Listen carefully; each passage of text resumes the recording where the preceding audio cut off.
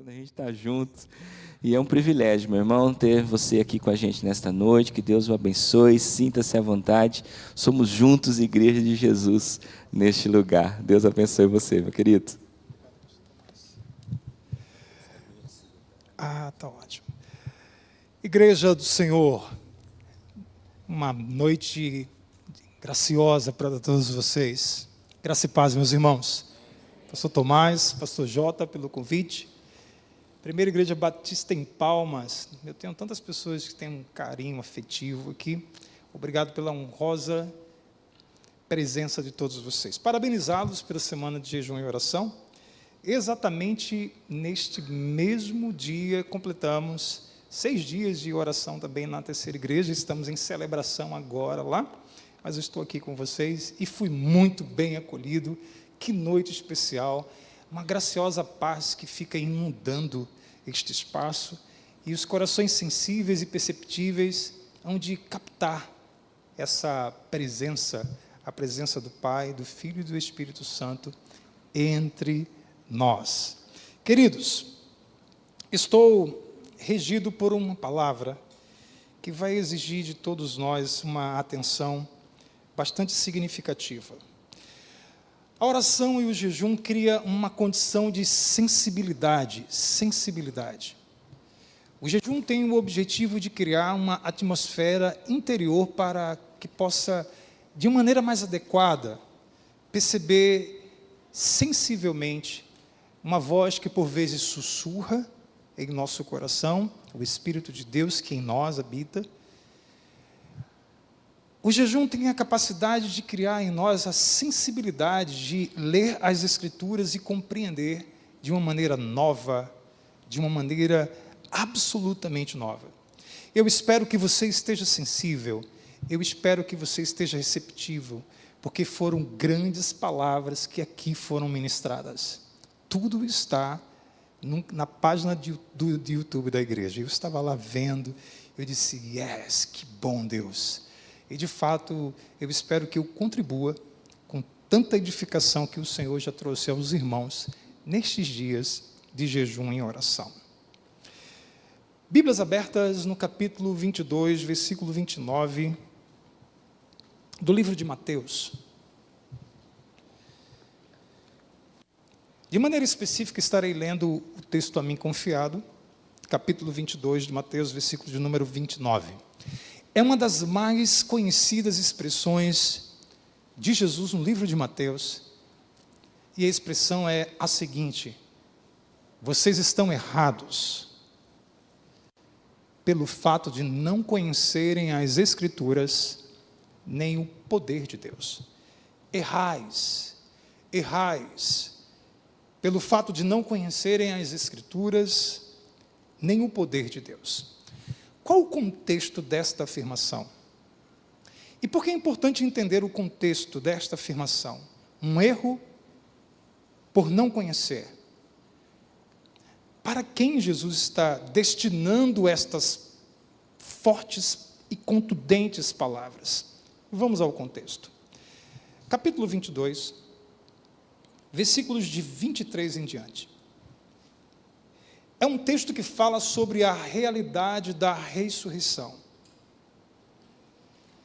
Diz a Escritura, naquele mesmo dia, os saduceus que dizem não há ressurreição, aproximaram-se dele com a seguinte questão, preste muito atenção.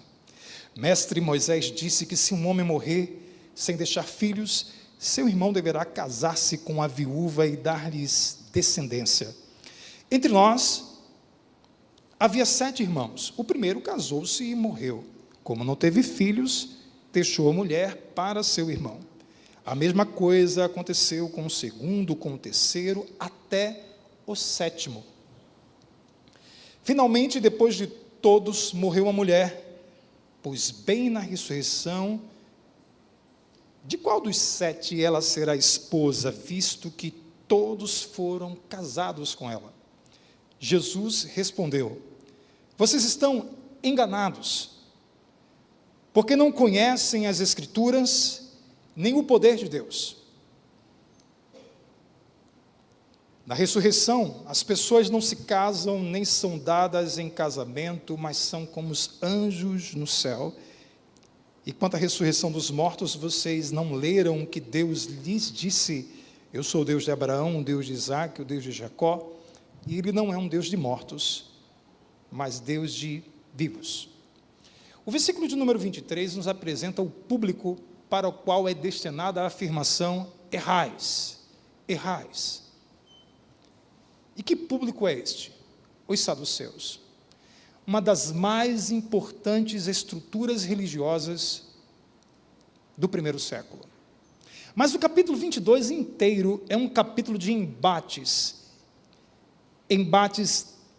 ideológicos, teológicos, e estes embates têm um propósito muito claro, muito específico, como vocês podem muito bem perceber. No capítulo 22, versículo 15, diz a Bíblia o seguinte: então os fariseus saíram e começaram a planejar um meio de enredá-lo, destaco, enredá-lo, em suas próprias palavras, por meio de questionamentos que objetivavam conduzir o nosso Senhor ao erro. E por que o erro? Porque se você erra fazendo uso da lei, pela lei você é punido. Pela lei você é punido. O capítulo 22 inteiro gira em torno destes grandes embates. O primeiro embate é iniciado no capítulo de número 22, versículo de 1 ao versículo 14. Jesus fala sobre a parábola do banquete de casamento em resposta ao conhecimento, à sabedoria dos chefes dos sacerdotes e dos fariseus. Do capítulo 22, versículo de 1 a 14, Jesus tem um embate ideológico, teológico, com o chefe dos sacerdotes e com os fariseus. Dos versículos de 15 até o versículo de número 23, Jesus tem um embate com apenas os fariseus. Dos versículos 23 aos versículo de número 35, o versículo que lemos na íntegra aqui, Jesus tem um embate com os saduceus. Agora tem um embate clássico, que todos vocês conhecem, capítulo 22, versículo de número 34. Ao ouvirem dizer que Jesus havia deixado os saduceus sem resposta, isso aqui é muito importante de perceber, sem respostas, fariseus sem argumentos, saduceus e chefes dos sacerdotes sem argumentos. Ao ouvirem dizer que Jesus havia deixado os saduceus sem respostas, os fariseus se reuniram. Um deles, destaco, perito na lei, faço nota, perito na lei, um deles, perito na lei, o pôs à prova com esta pergunta, leiam: mestre, qual é o maior mandamento na lei? Esta pergunta, ela é muito interessante. Por quê? Porque a lei era formada por 617 mandamentos, 248 mandamentos positivos, de acordo com a antropologia judaica, correspondia às partes que formavam, naquela antropologia, os corpos de um ser humano, e 365 dias do ano, 365 mandamentos. Mandamentos negativos do tipo: não matarás, não furtarás, não adulterarás. Para cada dia do ano, um mandamento de não. Para cada parte do corpo humano, um mandamento positivo de sim. Formavam aquilo que chamavam de mitzvot, a lei judaica. A pergunta é a seguinte: qual é o maior mandamento? Qual é o mais significativo e importante? Qual é? Jesus está diante de um período da lei. No que diz o nosso Senhor, preste atenção. Respondeu Jesus: ame o Senhor, o seu Deus, de todo o seu coração, de toda a sua alma, de todo o seu intelecto e entendimento, e ame. Este é o primeiro e maior mandamento. E o segundo é semelhante a ele: ame o seu próximo como ama a si mesmo. Destes dois mandamentos dependem toda a lei e os profetas. E qual a relevância desta resposta? A lei da vida gira em torno de dois princípios que são fundamentais. O grande conhecimento da Escritura, o grande conhecimento do poder de Deus gira em torno de duas palavras que estão contidas no texto lido. Uma relação profunda de amor que envolve todo o meu e o seu coração, toda a minha e a sua alma, todo o meu intelecto. Marcos faz uma acréscimo, toda a sua força, todo o seu vigor, ou seja, que toda a inteireza do seu ser, todo o seu ser, ame a Deus plenamente, integralmente. E numa perspectiva bíblica da palavra coração, compreendemos o coração como tripartido. Coração é mente, racionalidade, faculdades mentais, intelecto. Coração, paixão, afetos, é aquilo que nos afeta, sentimentos, emocionalidade, coração.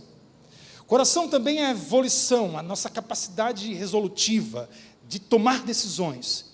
Assim compreendiam os antigos como o coração era tripartido: volição, vontade, intelecto, racionalidade, emocionalidade, sentimentos, paixão, afetos.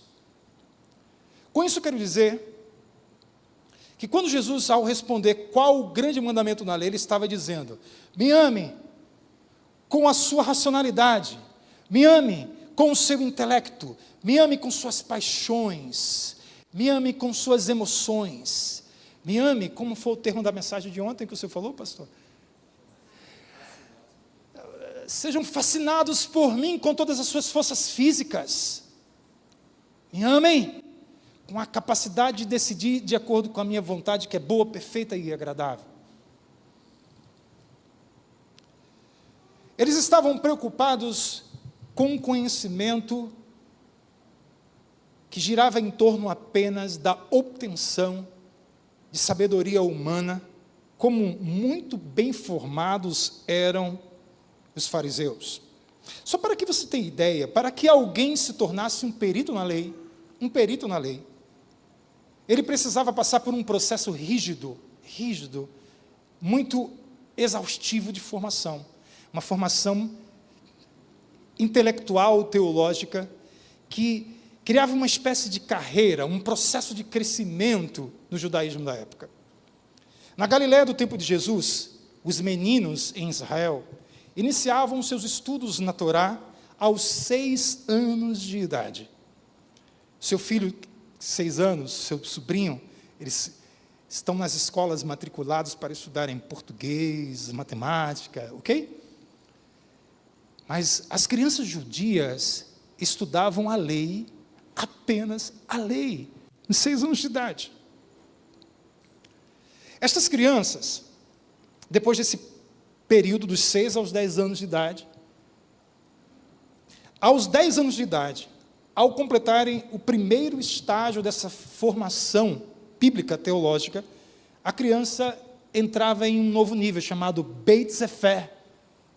Beit Sefer, uma criança aos 10 anos de idade, formadas com esta exclusividade, pasmem, tinham toda a Torá decorada. Ouçam com atenção, eu disse que as crianças tinham a Torá decorada antes mesmo do Bar Mitzvah, antes do batismo, da transição da fase da infância para a fase adulta, aos 12 anos para os meninos e aos 13 anos para as meninas. Eles tinham a Torá decorada. As crianças excepcionais, isso você já diz, isso é uma grande excepcionalidade. Sim, é uma grande excepcionalidade. A cultura de formação proporcionava esse tipo de adequação, de absorção das Escrituras. Até porque a gente tinha o Evangelho, a Torá sendo ditada. E o ditado, diferentemente da escrita, é algo muito significativo. Em nosso tempo se fala de uma transição da escrita para a digitalidade. Na Grécia Antiga se falava da oralidade para a escrita. Então a tradição oral era muito forte, e a tradição oral aguçava a audição, coisa que em nosso tempo se tem muita dificuldade de fazer. Tudo é muito rápido, são reels, 3 segundos, 5 segundos, 10 segundos. A gente vai assistir uma aula, a gente coloca na velocidade 2x, potencializando aí uma geração de transtornos de déficit de atenção, hiperatividade, etc. Pessoas ansiosas, síndrome de pensamento acelerado, somos muito rápidos, gostamos de coisas pequenas, compactas, pocket. A gente ama isso. Naturalmente, a nossa capacidade auditiva diminuiu significativamente com o passar dos anos, mas naquela tradição não. Até porque na compreensão da palavra ouça, expressão por vezes utilizada por Jesus, ouça o que o Espírito diz à igreja. Aquele que tem ouvido para ouvir, vocês respondem. Ouvir, na perspectiva do primeiro século, na expressão grega akouo significa ouça-me a ponto de se tornar aquilo que você acabou de ouvir. Então não é ouvir apenas por ouvir, é ouvir para se tornar aquilo que acabou de escutar. Isso é muito profundo. Muito naturalmente, as crianças que tinham uma capacidade auditiva muito sensível, muito aguçada, decoravam as escrituras, assim elas eram treinadas. E essas crianças super habilidosas, elas iam para uma nova escola, dos 14 aos 15 anos, depois do Bat Mitzvah, chamada de Beit Talmud. E aqui tem uma questão que é muito significativa. Esta criança excepcional, ela ouvia uma expressão muito conhecida de vocês, está no capítulo 4 de Mateus, a partir do versículo de número 18. E a expressão é a seguinte: segue-me. Esta expressão é uma expressão de uma relação entre um rabone, ou um rabi, e um talmidim, que é o termo hebraico para discípulo. Então, quando uma criança era excepcional no conhecimento da Torá e da lei, dos profetas, dos escritos, eles ouviam uma seguinte expressão: segue-me. A partir daquele momento, aquela criança voltava para casa super feliz e dizia aos seus pais, ouvia a expressão do Rabone, segue-me. O que acontecia? Deixava tudo e passava a viver aos pés de um rabi, aos pés de um mestre da lei, com 14 anos de idade. 14 anos de idade é a idade da minha filha. Eu não consigo imaginar ela saindo de casa, ingressada numa escola de discípulos para aprender aos pés de uma discipuladora. Assim se deu a formação, por exemplo, do apóstolo Paulo, que as escrituras são enfáticas em dizer que ele cresceu aos pés de quem? Gamaliel. Como? Passou por todo este processo de formação talmídica.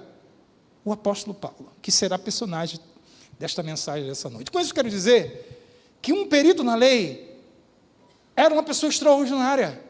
Um perito na lei era uma pessoa hiper, super capaz, mega capaz. Um perito na lei era uma pessoa excepcional. Como Jesus teve a ousadia de questionar a capacidade interpretativa das Escrituras a ponto de dizer, errais por não conhecer as Escrituras. Como? Que tipo de conhecimento Jesus estava colocando em xeque? Você não conhece as Escrituras e você não conhece o poder de Deus. Isto é muito significativo na mensagem que trago aqui nessa noite. Com isso, chegamos à compreensão que por meio dessa formação, Jesus tinha uma intenção por trás. Certa vez ele disse aos seus discípulos o seguinte: as minhas palavras são espírito e vida. Espírito e vida. Esta expressão é muito importante porque ela é um contraponto à frieza da lei, de um intérprete da lei. Vocês perceberam com muita atenção que a intenção era colocar Jesus em risco de erro, e eles não conseguiram. A intenção era, por meio do conhecimento obtido aos pés de um mestre, de um rabi, fazer com que Jesus errasse em seu próprio conhecimento. E o que é que aconteceu? Jesus não foi pego em erro. Faço um destaque muito especial. Nós, que somos considerados como o povo do livro, o povo da escola bíblica dominical, eu fui formado em um seminário que tem mais de 100 anos. Nós somos amantes dos mestrados, dos doutorados, pós-doutorados, amantes da ciência e coisa do tipo. Somos considerados como equilibrados no que se refere ao cenário evangélico brasileiro. E muitos têm orgulho de dizer, batista com B-A-P-H e tal, sou batistão. E temos orgulho da nossa formação, assim como tinham os fariseus, os saduceus, os mestres da lei, os chefes dos sacerdotes, etc. Eu quero dizer que o conhecimento que acreditamos ter, esse bojo que forma a nossa educação cristã, que está tão implementada em nós, por vezes é um excelente obstáculo para um conhecimento mais profundo da verdade, não apenas isso, de conhecer de maneira crescente o poder de Deus. A ideia nunca é que a Escritura seja um obstáculo para a própria Escritura, ou que a Escritura seja um obstáculo para o conhecimento profundo de Deus. Não faz sentido. Porque a Escritura, de acordo com cremos, ela é a voz de Deus aos homens. A Escritura é a palavra de Deus aos homens. Ela foi nos dada de maneira sobre-humana, sobrenatural. A própria Escritura diz que homens, inspirados por Deus, escreveram as Escrituras. Ou seja, não é dotação dada aos pés de um Rabone, não é uma dotação adquirida nos livros da filosofia helênica, não é conhecimento adquirido no Talmud, nos comentários dos grandes mestres hebreus, não! A Escritura é dada por Deus, e isto é para nós sobre-humano, sobrenatural, transcendente, inalcançável. Agora, o que para mim e você é sobrenatural, para Deus é natural, porque não existe sobrenatural para Deus. Porque a maneira como Deus opera é a naturalidade de Deus operando por meio de nós. Nós que entendemos que é sobre-humano, nós que julgamos como sobrenatural, nós que interpretamos como fora do nosso conhecimento, como transcendente, mas isso é o normal de Deus, a maneira como Deus opera entre os homens. E por alguma razão, tomados, dominados pela filosofia grega, helênica, nos subjugamos ao logos da palavra, não ao logos de Deus, mas ao logo dos homens. Influenciados pela filosofia aristotélica, platônica, formamos uma mentalidade ocidental fundamentada na lógica, na epistemologia, na necessidade de comprovação científica. Por esta razão, a teologia precisou se debruçar em sérios conflitos epistemológicos para justificar a sua razão como ciência. Recentemente que a gente conseguiu adquirir a capacidade de ser educação superior. E essa maneira que pensamos, ela formata, ela deforma, ela conforma, e esta forma, como diz o apóstolo Paulo, não é a forma da Escritura, é a forma do mundo. Por isso, o Senhor disse por meio de Paulo, não se amoldem a este mundo, mas transformem-se pela renovação do vosso quê? Entendimento. O que é que o Senhor disse? Que o seu entendimento tem que amá-lo, o seu entendimento tem que cultuá-lo, o seu entendimento tem que celebrá-lo, acima de todas as coisas. Ame o Senhor teu Deus, acima de todas as coisas, acima das filosofias humanas, acima da razão, da ciência. Ame a mim, que o seu intelecto me ame. E isso já pressupõe, irmãos e irmãs, uma relação com o sagrado, com o transcendente, com a sobrenaturalidade. Isso já muda sobremaneira a percepção que temos, ou o grande orgulho que temos. A minha igreja é uma igreja racional. A minha igreja é uma igreja racional, como o Evangelho fosse racional, assim como racional são os textos platônicos, aristotélicos, socráticos, pré-socráticos, filósofos contemporâneos, filósofos da Idade Média. Não! O Evangelho é sobrenatural. Ele foi dado a Deus aos homens. O Evangelho é a voz de Deus na terra. Com isso quero dizer que temos uma enorme dificuldade, e eu também tenho, de aceitar aquilo que chamamos de poder de Deus. Aquilo que entendemos aqui como as intervenções de Deus. Notaremos nessa mensagem que não é possível desassociar a Escritura do poder de Deus, ou o poder de Deus da Escritura. Percebemos que foi um grande erro, inclusive que aconteceu no nosso solo, nosso meio, na década de 60, onde nos fatiamos em vários grupos, no que se conhece como renovação carismática no Brasil, que alcançou presbiterianos, que alcançou os batistas brasileiros, que influenciou também até o movimento católico no Brasil, surgindo movimentos como Canção Nova, etc., etc. E criamos uma certa distância sobre aquilo que se chama de poder de Deus, até porque a gente entende poder de Deus como poder mesmo. Pum, não é isso. Associamos poder de Deus ao que assistimos na internet, os pentecostais, os pós-pentecostais. Não é sobre isso. Não é sobre isso. E compreender isso de forma reflexiva é muito significativo para o nosso crescimento nessa noite. Com isso, eu gostaria que você refletisse que o seu intelecto pertence ao seu Deus. Aquilo que você diz que é razão está subjugada à mente que governa a igreja. E qual é a mente que dota a igreja, que é o corpo? A mente de Jesus, a mente de Cristo. E esta mente disse: me ame com o seu intelecto, com sua racionalidade. Por isso, não temos dificuldade nenhuma, irmãos e irmãs, com a expressão: errais em não conhecer as Escrituras, porque nós somos apaixonados pelas Escrituras, nós estudamos as Escrituras, gostamos de exegese, gostamos de ler livros, ensinamos aos nossos filhos, dotamos as nossas crianças e adolescentes das escolas bíblicas, não temos problema com isso. Mas a grande questão é entender que coração, racionalidade, alma, emocionalidade, intelecto, a volição, tudo isso compõe o ser humano. Você não é só razão, você não é apenas intelecto, você é um ser emocional também, você é um ser racional também, você é um ser espiritual também. Irmãos e irmãs, entender isso é de maneira especial nessa noite. Essa semana eu ouvi uma expressão que eu achei muito interessante, fiquei pensando, e tem tudo a ver com o que eu estou falando. Uma pessoa muito próxima a mim disse assim: você tem um problema? Eu disse: eu tenho vários, porque de perto, como dizia Freud, ninguém é normal. Eu tenho vários problemas, mas qual é o problema que eu tenho? É porque você é muito intelectual. E quem é intelectual não acredita no sobrenatural. Você fica lendo filosofia, você fica lendo literatura, você fica lendo teologia, psicologia. Aí eu disse: essa pessoa tem a impressão errada de mim. Porque quanto mais você estuda, mais você percebe a grandeza de Deus. É assim.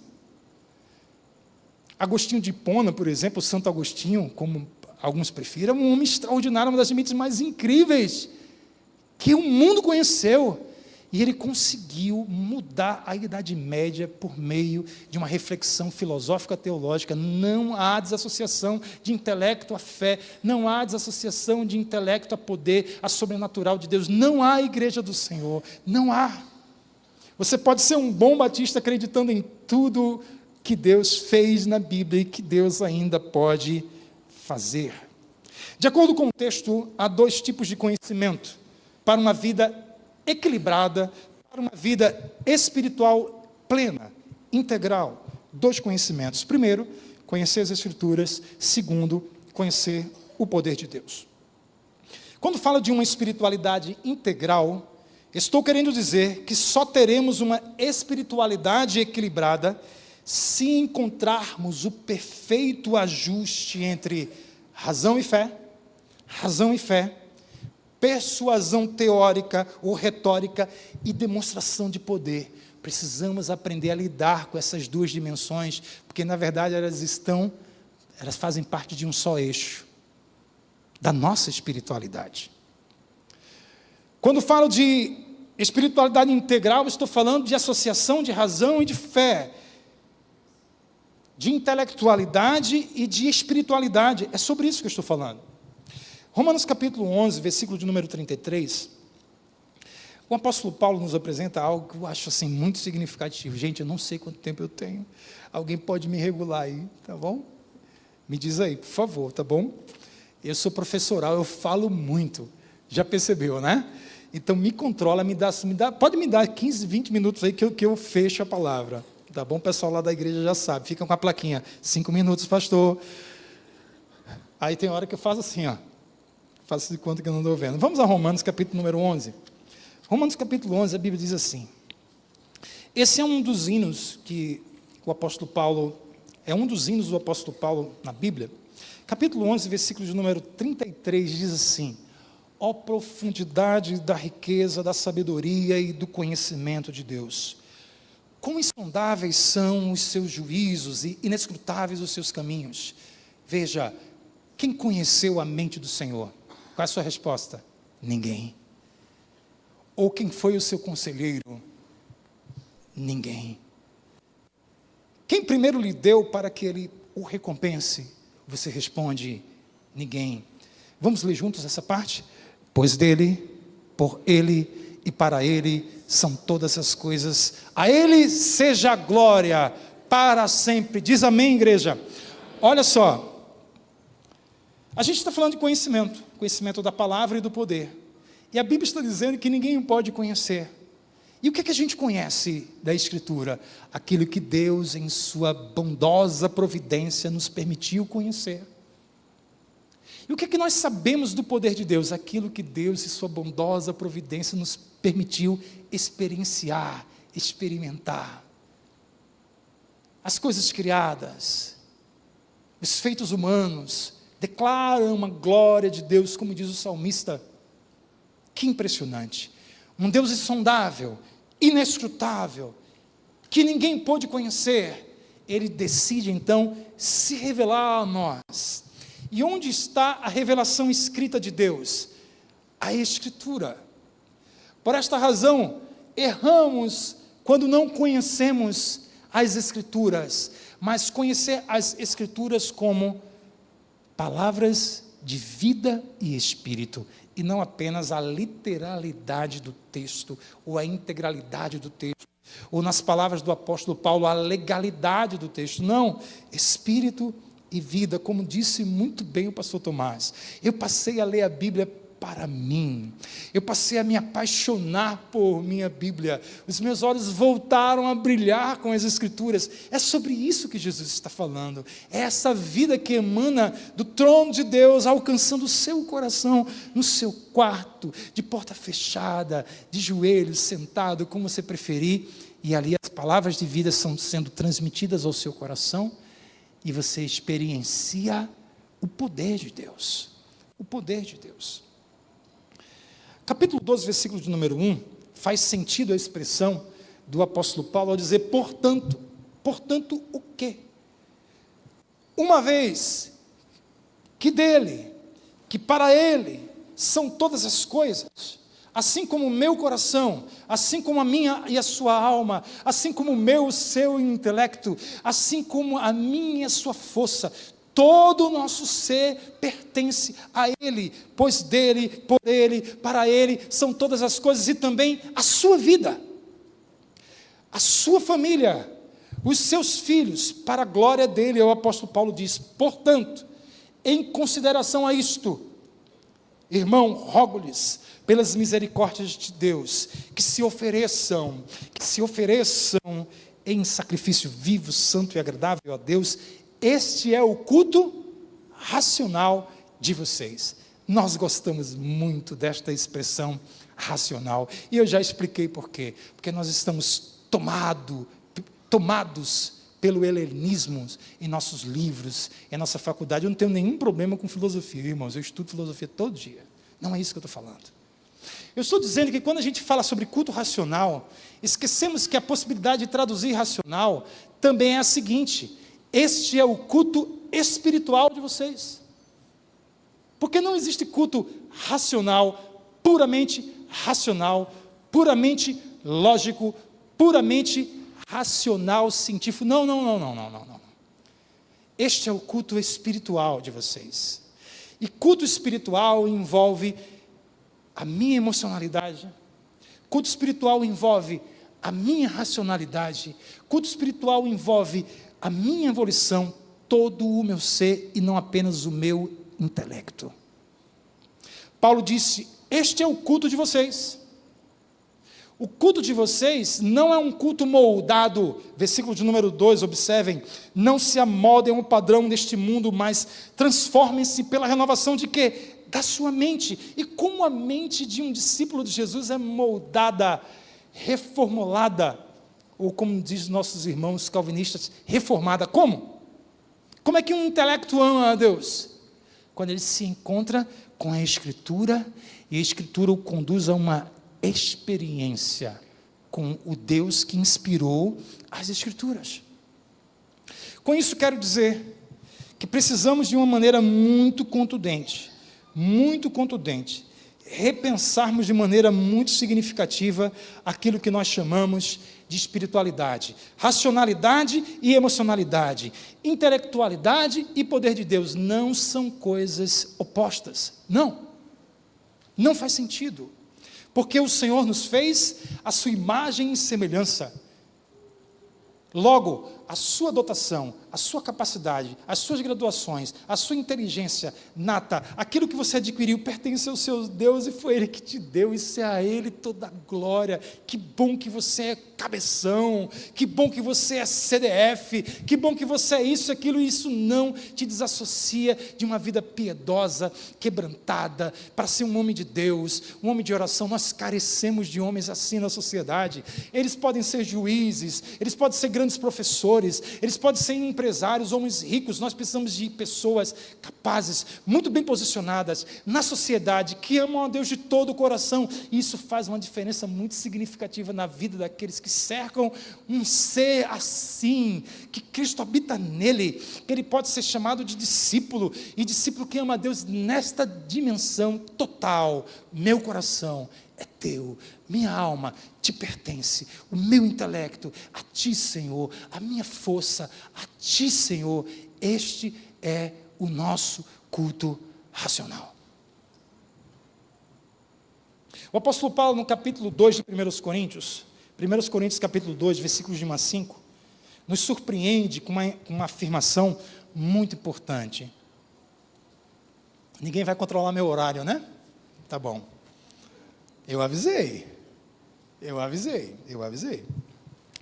Coríntios capítulo 2, versículos de 1 a 5, Paulo diz assim: eu mesmo, irmãos, quando estive entre vocês, não fui anunciar o mistério de Deus a vocês com superioridade de discurso e de sabedoria. Continua o texto: pois decidi não saber de nada enquanto estivesse entre vocês, exceto de Jesus Cristo e este crucificado. Continua o texto: foi com fraqueza, temor e com muito tremor que estive entre vocês. A minha mensagem e a minha pregação não consistiram em palavras persuasivas de sabedoria, mas em demonstração do poder de Deus, do Espírito.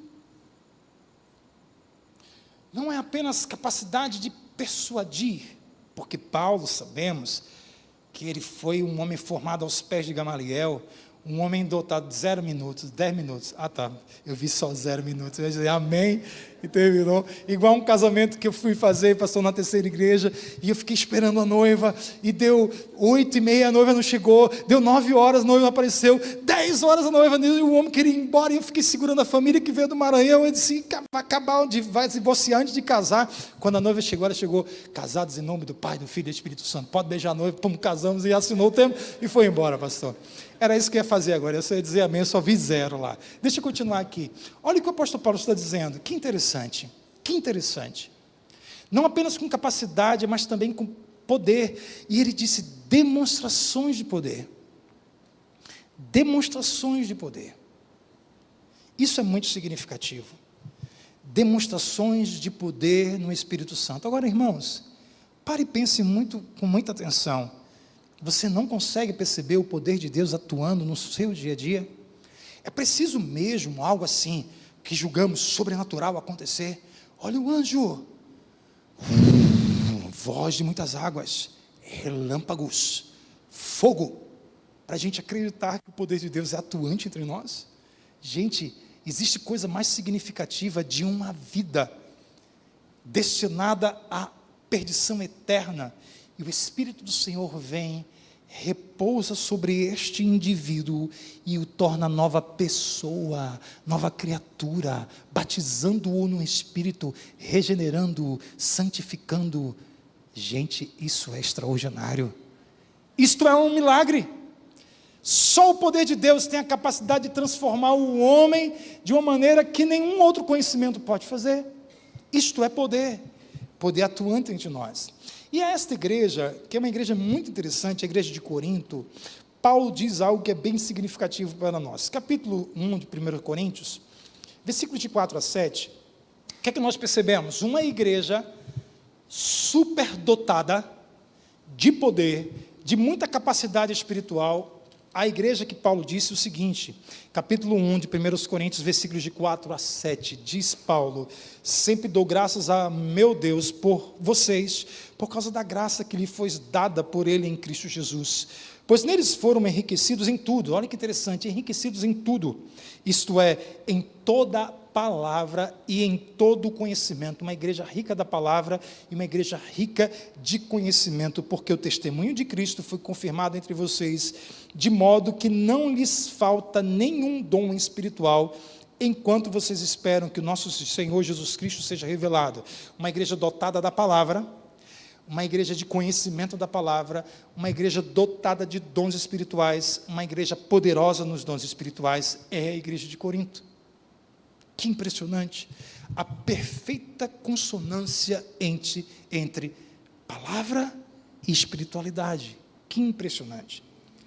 Paulo também nos impressiona com uma fala a uma outra igreja, a igreja das regiões da Galácia, no capítulo 5 de Gálatas. Capítulo 5 de Gálatas tem uma expressão que ela é muito, muito significativa para o que nós queremos colocar nessa palavra. Gálatas capítulo 5, versículos de número 16, diz a Bíblia, tem lá para a gente? Vamos lá. Gálatas 5, 16. Leiam comigo, por favor. Por isso digo, vivam pelo Espírito e de modo nenhum satisfarão os desejos da carne. Qual é a grande questão em foco aqui? Uma igreja judaica, muito legalista, quando legalista entenda, uma igreja submetida à lei, estes irmãos que outrora tinham sido libertos pelo Senhor, estavam voltando às práticas judaicas, guarda do sábado, circuncisão, celebração das festas, e o apóstolo Paulo diz: quem persuadiu vocês para voltarem às práticas da carne? Uma igreja que tinha um conhecimento da palavra, mas um conhecimento distorcido, e essa distorção fazia com que estes irmãos pecassem diante do Senhor. E o apóstolo Paulo diz: vivam pelo Espírito. Por quê? Porque Jesus disse: as minhas palavras são Espírito e vida. Espírito e vida. Por esta razão, o apóstolo Paulo diz no capítulo 5, versículo 22, passe alguns versículos apenas à frente, e nós encontramos a lista do que chamamos de fruto do Espírito. Isso é muito importante. Entretanto, o fruto do Espírito é aquele que anda em Espírito, aquele que vive em Espírito. Amor. Que interessante. Qual o primeiro movimento do fruto em nós? Amor. E o que ele exigiu de nós no grande mandamento? Amar a Deus de todo o coração. Com isso quero dizer que ele exige algo de você, mas ele te dota. Ele espera ser amado, mas ele te capacita. Ele quer todo o teu coração, mas ele habita no teu coração. E Paulo disse isso no capítulo 5 de Romanos, versículo número 2. Deus derramou o seu amor em nossos corações pelo Espírito que nos foi dado. Ele diz: me ame de coração, mas ele colocou o Espírito dele dentro de você. Em que lugar? No seu coração. Ou seja, você foi por Deus habilitado para amá-lo da maneira como ele espera ser amado. E ele, primeiro movimento do Espírito de você é o quê? Amor, alegria, paz, paciência, amabilidade, bondade, fidelidade, mansidão e domínio próprio. Contra essas coisas não há lei. Não tem perito na lei aqui. Como é bom conviver com uma pessoa assim, não é verdade? Que se domina, que tem um ânimo longo, que é pacífico, que é manso. Ou você gosta de conviver com pessoa zangada, briguenta. Não. Não. Percebe então que espiritualidade está associada também ao nosso comportamento, à maneira como nós nos comportamos. Mas o apóstolo Paulo tem uma surpresa para nós. No capítulo 12 de Romanos, ele nos fala de uma lista de dons espirituais. Romanos capítulo 12, eu vou correndo para a gente terminar bem, tá bom? Vou condensar aqui, mas vai dar certo. Romanos capítulo 12, versículos de 1 a 11, diz assim: portanto, irmãos, rogo-lhes pelas misericórdias de Deus, desculpa, não é este versículo, sobre os dons espirituais, 1 Coríntios capítulo número 12, versículos de 1 a 11. Irmãos, quanto aos dons espirituais, não quero que vocês sejam ignorantes. Vocês sabem que quando eram pagãos, de uma forma ou de outra, eram fortemente atraídos e levados para os ídolos mudos. Por isso eu lhes afirmo que ninguém que fala pelo Espírito de Deus diz Jesus seja amaldiçoado, e ninguém pode dizer Jesus é o Senhor, a não ser pelo Espírito. Há diferentes tipos de dons, mas o Espírito é o mesmo. Há diferentes tipos de ministérios, mas o Senhor é o mesmo. Há diferentes formas de atuação, mas é o mesmo Deus que efetua tudo em todos. A cada um, porém, é dada a manifestação do Espírito visando ao bem comum. Que interessante. O Espírito nos dota com dons visando o teu benefício, o nosso benefício. Que incrível. Que Deus que a gente deve, como é, pastor? Esqueci a palavra? Apaixonado, não é? Fascinado. A gente precisa sair mais fascinado ainda, porque pensa comigo, Ele te deu a Escritura ilumina o teu coração, e no teu coração habita o Espírito Santo, que é o próprio amor de Deus que habita em você, para que você possa amá-lo de todo o coração, alma, entendimento e intelecto. E Ele te capacitou com o fruto do Espírito, que começa amor, alegria, paz, bondade, mansidão, domínio próprio, etc, etc. Aí agora Ele te deu o dom, porque o dom é o teu movimento em direção ao outro. Mas quando você se direciona ao outro, você já está habilitado pelo fruto. Amor, mansidão, ou seja, que igreja incrível essa. Que igreja fascinante. Isso não é poder de Deus? Ou tem que ter anjo voando mesmo? Ou tem que a perna crescer? Ou tem que o câncer sair? E eu creio em tudo isso. Por que nós oramos aqui por enfermos? Porque aqui a gente acredita que Deus intervém. A gente não duvida disso. Eu já experienciei coisas extraordinárias. Isso nunca me tornou um pentecostal. E demônio expulso, e o demônio sai mesmo, e gente tudo doente fica curado, e tem gente que a gente ora e que morre, que não fica bom, tem gente que achava que ia morrer e Deus cura, não é assim? Isso não precisa nos tornar pentecostais. Isso nos torna bíblicos. E a Escritura diz que o batista, ele crê, ele é submisso ao Novo Testamento. E o Novo Testamento mostra a trajetória da igreja, e por vezes a sobrenaturalidade era muito atuante e muito real.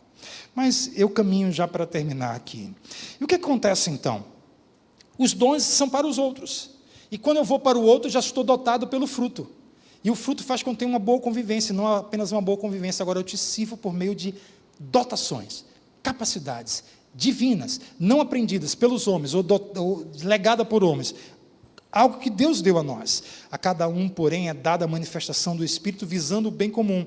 Pelo Espírito a um é dada a palavra de sabedoria, ao outro pelo mesmo Espírito a palavra do conhecimento, ao outro fé, pelos mesmos Espíritos dons de curar, pelo único Espírito ao outro poder de operar milagres, a outro profecia, a outro discernimento de Espírito, a outro variedade de línguas, a outra interpretação de línguas. Todas essas coisas, porém, são realizadas pelo único Espírito, e Ele as distribui individualmente a cada um como Ele quer. Ou seja, uma igreja dotada por dons espirituais, uma igreja que tem o fruto do Espírito, uma igreja que teme a palavra, é a igreja que Jesus está dizendo que precisa conhecer a palavra e o poder de Deus.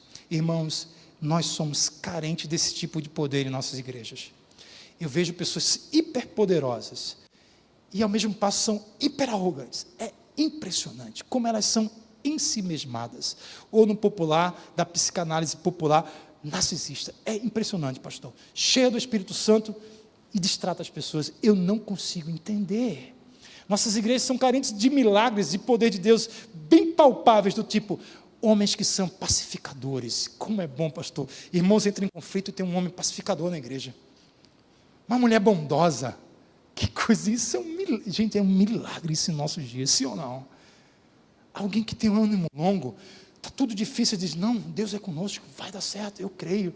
Que coisa extraordinária conviver com alguém assim. Nós somos carentes de gente assim. E como gente se torna assim?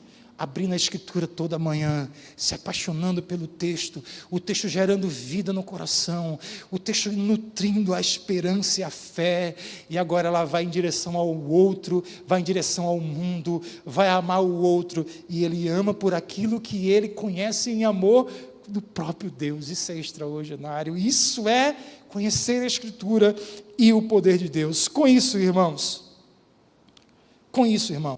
concluo. Erramos quando não conhecemos a Escritura e o poder de Deus. Erramos. Mas acertamos quando associamos o conhecimento das Escrituras ao fruto do Espírito e aos dons do Espírito Santo. Acertamos assim.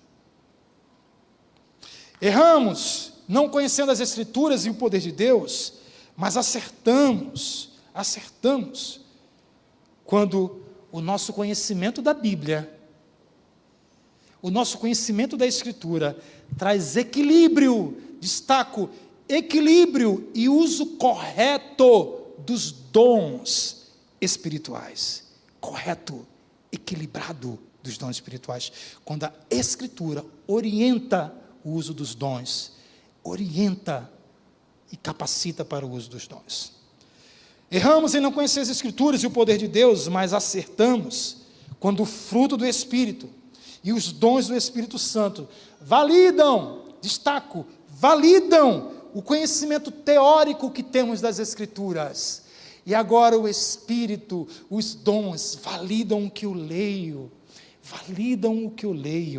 Crio então a perfeita relação, a Escritura que me diz e a vida no poder que eu vivo. Assim chegamos, irmãos e irmãs, a uma espiritualidade integral, conhecendo as Escrituras e vivendo o poder de Deus. Este é o voto deste irmão para a sua vida, desta conferência de semana de jejum e oração e para todos sempre. Eu tenho uma oração a fazer por você. E é a mesma oração que Paulo fez pelos irmãos da igreja de Éfeso. Fique de pé, a gente está terminando. Lá na igreja, quando eu digo que a gente está terminando, pastor, o povo diz assim, eles lamentam, mas não lamenta assim, tanto não. Eu vou ler estas orações e nós vamos fazê-las, que é uma oração que associa o poder da palavra e o poder do Espírito. Ela está em Efésios capítulo número 1, Efésios capítulo número 1, versículo número 5. Efésios 1, versículo número 5. Deixa eu só abrir aqui que eu não estou achando. Pode pôr aí, não é? Ok, 1, 5.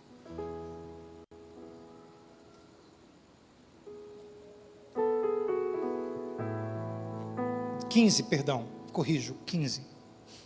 Efésios 1, 15. Por essa razão, desde que ouvi da fé que vocês têm no Senhor Jesus e do amor para com todos os santos, não deixo de dar graças por vocês, mencionando-os em minhas orações. Essa é a primeira oração que faremos aqui. Peço que Deus do nosso Senhor Jesus Cristo, glorioso Pai, dê a vocês espírito de sabedoria. Quem quer sabedoria para entender a Escritura? Espírito de sabedoria e de revelação do pleno conhecimento dEle. Vamos fazer essa oração? Volta o texto, por favor. Senhor, é isto que pedimos. Conceda aos teus filhos espírito de sabedoria, de revelação, de pleno conhecimento de Jesus. Continuemos em oração, próximo versículo. Oro também para que os olhos do coração de vocês sejam iluminados, que os seus corações sejam iluminados, a fim de que vocês conheçam a esperança para a qual Ele os chamou, que são as riquezas da gloriosa herança dele concedida a você, nós que somos os santos. Continuemos ainda em oração. Agora vamos ao capítulo 3, versículo 15. Volta um pouco mais. Por essa razão, ajoelho-me diante do Pai, de quem toda a família nos céus e na terra recebe o nome. Oro para que, segundo as riquezas da sua glória, Ele te fortaleça poderosamente no íntimo do teu ser, pelo Espírito Santo. Oro para que Cristo habite pela fé no coração de vocês, de modo que você esteja arraigado, alicerçado no amor de Jesus. Oro. Próximo versículo. Para que vocês conheçam o amor de Deus, o amor que excede todo o entendimento humano, que vocês sejam cheios da plenitude de Deus, aquele que é capaz de fazer infinitamente mais de tudo que você pensa, de tudo que você pede, segundo o seu poder que atua em nós.